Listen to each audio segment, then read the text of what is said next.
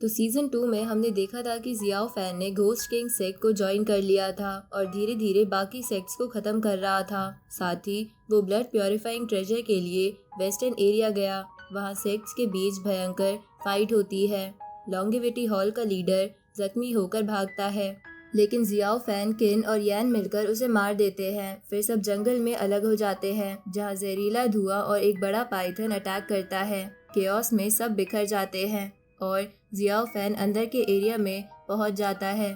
आगे किन, ली जुन और शेन जेन्यू पे धोखा देके अटैक करता है, लेकिन जियाओ फैन के हेल्प से उसके मॉन्स्टर्स खत्म हो जाते हैं और किन भाग जाता है। फिर रोजी जियाओ फैन के पास आती है। दोनों के बीच पुरानी बातें होती है। ट्रेजर के कोर एरिया में जियाओ फैन, रोजी और जायरो गलती से एक गुफा में घुस जाते हैं और उन्हें लिक्विड ट्रेजर मिलता है। जायरो उसे पी जाता है, जिसके बाद एक फीनिक्स उसके पीछे पड़ जाता है। जियाओ फैन उसे बचाता है और रैंग वैंग फीनिक्स को पकड़ के ले जाता है। जियाओ फैन का एक दोस्त उसे ह्यूमन सेक्ट वापस आने के लिए कहता है, लेकिन वो मना कर देता है। फिर फेंगजियान वैले में कुछ राज पता करने के लिए जियाओ फैन और यान जाते हैं। ली जुन एक फिश मॉन्स्टर से भाग रहा होता है। जायरो का कंट्रोल छूट जाता है और वो गोरिल्ला बन जाता है। जियाओ फैन एक और मॉन्स्टर से फाइट करता है। आगे नाइन टेल फॉक्स को छुड़ा के उससे पता चलता है कि बियाओ को जिंदा किया जा सकता है। जियाओ फैन और फॉक्स एक गांव में छुपे होते हैं। वहीं पे यान भी आ जाती है, जिसे फेंगजियान वैले के लोग चेस कर रहे होते हैं। रोजी भी वहां पहुंच जाती है। जियाओ फैन यान की मदद करता है। रोजी से टकरार होती है, लेकिन दोनों तलवार वापस रख देते हैं।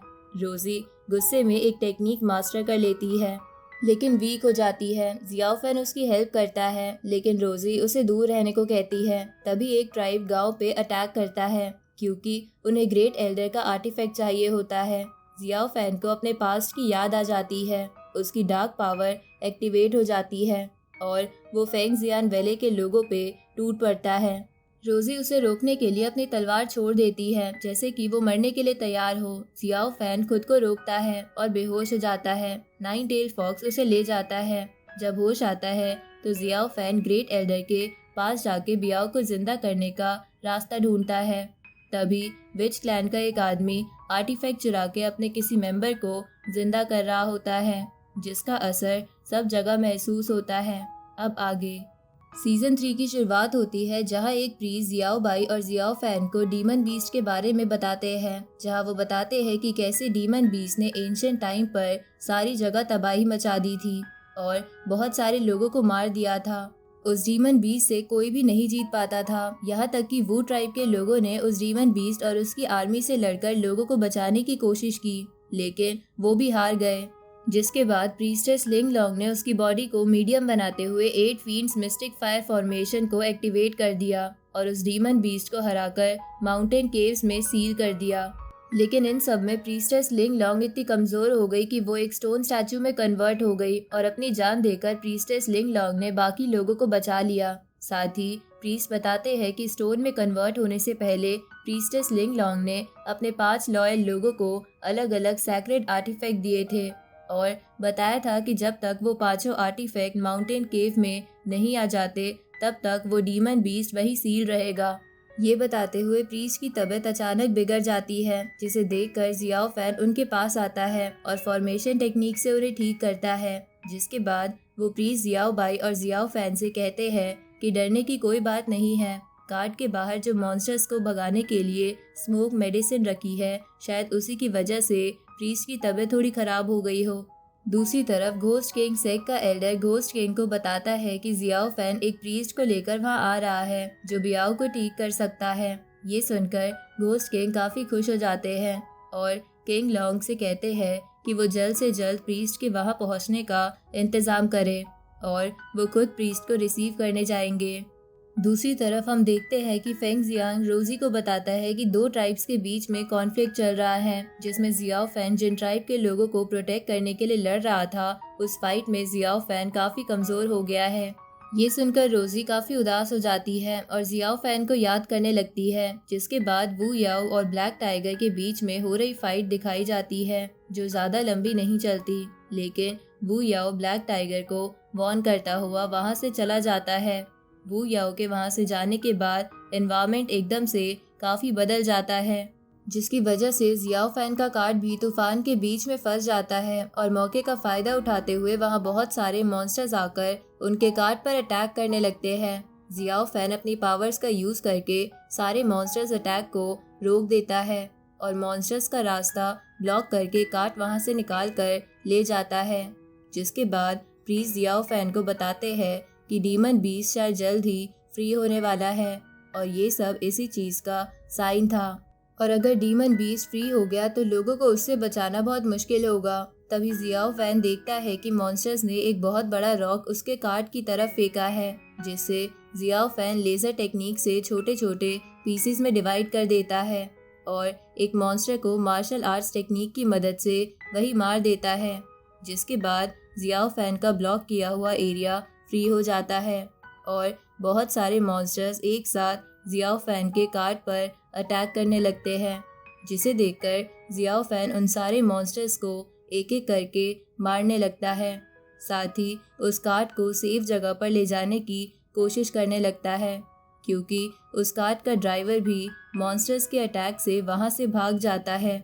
कुछ ही देर बाद कार्ट आगे जाके खाई में गिर जाती है, जिसकी वजह से प्रीस्ट थोड़े घायल हो जाते हैं और जियाओ फैन भी सब कुछ अकेले मैनेज नहीं कर पाता, इसलिए वो उसकी सीनियर जियाओ बाई को हेल्प करने के लिए कहता है।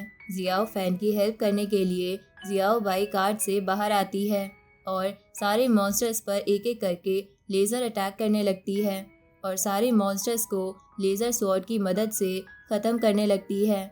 सिचुएशन को कंट्रोल में आता देख जियाओ फैन प्रीस्ट को अपने शोल्डर्स पर उठाकर वहां से किसी सेफ जगह पर ले जाने लगता है। जियाओ फैन की कार्ट का ड्राइवर मॉन्स्टर से बचता हुआ जंगल की तरफ भागता है और खाई में गिरने ही वाला होता है कि तभी वहां रोजी और फेंग जियांग आ जाते हैं और उस ड्राइवर को बचा लेते हैं।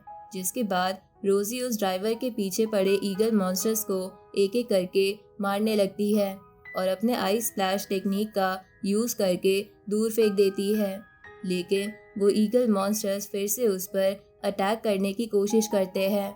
जिसके बाद रोजी एक एक करके अपने स्वॉर्ड से उन मॉन्स्टर्स को मारने लगती है और अपने स्वॉर्ड में आइस टेक्निक का यूज़ करके सारे ईगल मॉन्स्टर्स को फ्रीज कर देती है।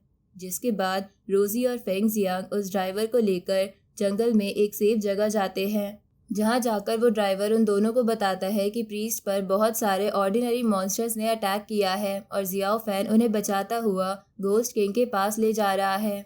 ये सुनकर रोजी भी समझ जाती है कि इतने सारे मॉन्स्टर्स का एक साथ प्रीस्ट पर अटैक करने का मतलब है कि डीमन बीस्ट आज़ाद होने वाला है, और वो फेंग जियांग को बताती है कि उन लोगों को तैयार रहना होगा।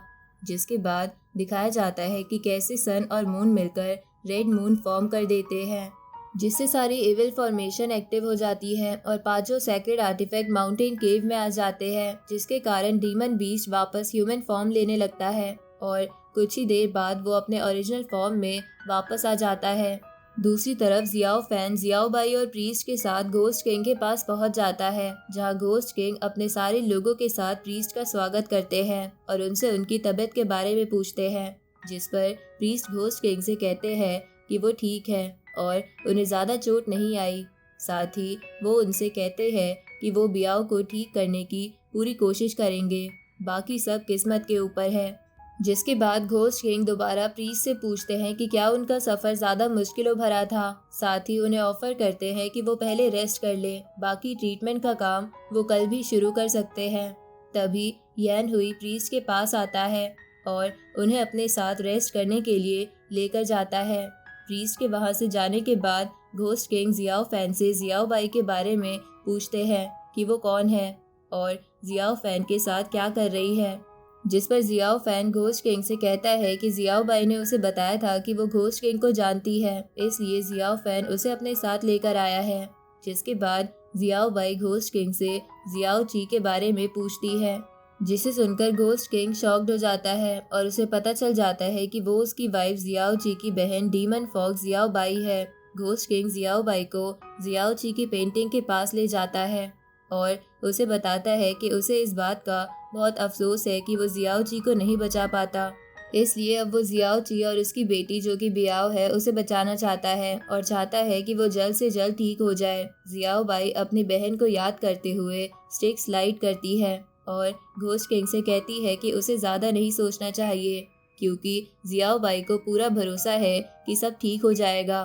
प्रीस्ट अपने रूम में बैठकर अपनी स्टिक की तरफ देखकर याद कर रहे होते हैं कि कैसे उनके विलेज से बाहर आने से पहले उनके डिसिपल और सारे गांव वालों ने उन्हें वो मैजिक स्टिक दी थी, जिसकी वजह से मॉन्स्टर से उनकी जान बच पाई।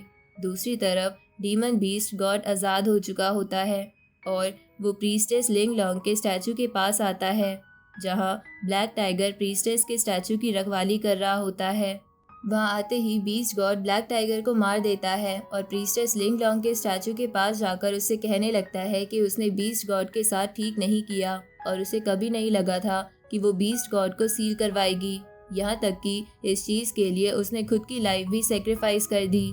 लेकिन लोगों को इस चीज़ की कोई कदर नहीं है। लेकिन बीस्ट गॉड को इन सब चीज़ों से कोई फ़र्क नहीं पड़ता, क्योंकि प्रीस्टेस लिंग लॉन्ग अभी भी उसके लिए उतनी ही इम्पोर्टेंट है जितना कि पहले थी। ये बोलकर बीस्ट गॉड काफ़ी इमोशनल हो जाता है और प्रीस्टेस लिंग लॉन्ग के स्टैचू की तरफ देखकर रोने लगता है। अगले दिन प्रीस्ट रेस्ट करने के बाद बियाओ को देखने जाते हैं, जहां वो देखते हैं कि बियाओ के हाथ 2 बेल्ट से सील्ड है। ये देखकर प्रीस्ट उन दोनों बेल्ट्स को हटाने की कोशिश करते हैं, लेकिन उन बेल्ट्स में से रेडिएशंस निकलने लगती है, जिसकी वजह से प्रीस्ट पहले से भी ज़्यादा घायल हो जाते हैं। तभी जियाओ फैन प्रीस्ट के सामने आ जाता है और रेडिएशंस को रोकने की कोशिश करने लगता है। साथ ही जियाओ बाई भी अपनी पावर से जियाओ फैन की हेल्प करने लगती है और उन दोनों बेल्ट्स को वापस पहले वाली पोजीशन पर रख कर सील कर देती है, जिसके बाद सब नॉर्मल हो जाता है। कुछ देर एनालाइज करने के बाद प्रीस्ट घोस्ट किंग को बताते हैं कि बियाओ के हाथ में 2 बेल्ट्स है, जिसकी वजह से उसकी कॉन्शियसनेस उन्हीं बेल्ट्स में स्टोर्ड है और उन बेल्ट्स को डिस्ट्रॉय करने के लिए सबसे पहले उनकी सील तोड़नी होगी और बियाओ के कॉन्शियसनेस को वापस एक्टिव करना पड़ेगा। लेकिन अभी के लिए प्रीस्ट कोशिश करेंगे कि बियाओ पहले से ठीक हो जाए, जिसके बाद प्रीस्ट बियाओ की तरफ जाते हैं और घोस्ट किंग से कहते हैं कि उन्हें जल्द से जल्द रिचुअल करने की तैयारी करनी होगी। घोस्ट किंग किंग लॉन्ग को सारी अरेंजमेंट्स करने का ऑर्डर देते हैं और कुछ ही देर बाद सारी अरेंजमेंट्स होते ही प्रीस्ट सबको ऑर्डर देते हैं कि वो लोग उस रूम से चले जाएं।